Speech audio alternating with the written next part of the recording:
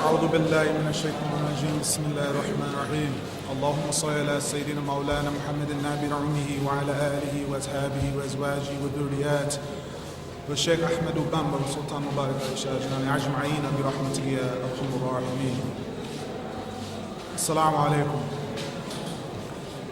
First and foremost, I am beyond honored to be here today. And at first I tried to prepare something, but I really could not think of what to say as I did not know my audience. But some thoughts did come to me. Alhamdulillah, all of the things that I was thinking of mentioning, I would say my colleagues spoke on already, but these men are not my colleagues, they're my seniors. Allah subhanahu wa ta'ala has blessed them with knowledge and the desire and will to propagate Deen al-Haq. Nonetheless, the one thing that was spoken on that really touched me was the teachings of Sheikh Ahmed Bamba. I will not delve into them as I have not studied enough of his ways to elaborate. But I can tell you this, the limited things that I've read about him and the things that I saw in Tuba and what I see amongst the sincere murid,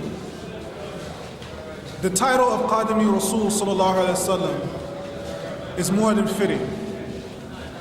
And as the ambassador or a representative of Rasulullah sallallahu alaihi wasallam, no matter how he teaches or what he teaches, the only thing he will teach is the sunnah of Rasulullah sallallahu alaihi wasallam.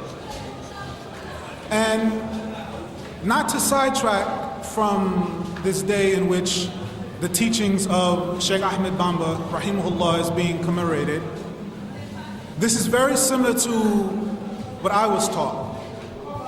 If you go to the United States right now, you will hear of 22 Muslim villages built from the ground up with the concept of living Islam 100% according to the teachings of the Sharia.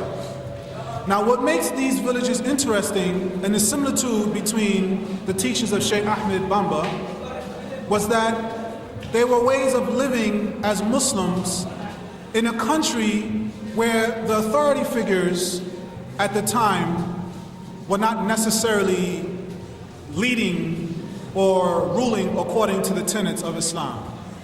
And alhamdulillah, as with Tuba, the law of the land is the law of Allah subhanahu wa ta'ala. And then it's not extreme, but it's the middle road.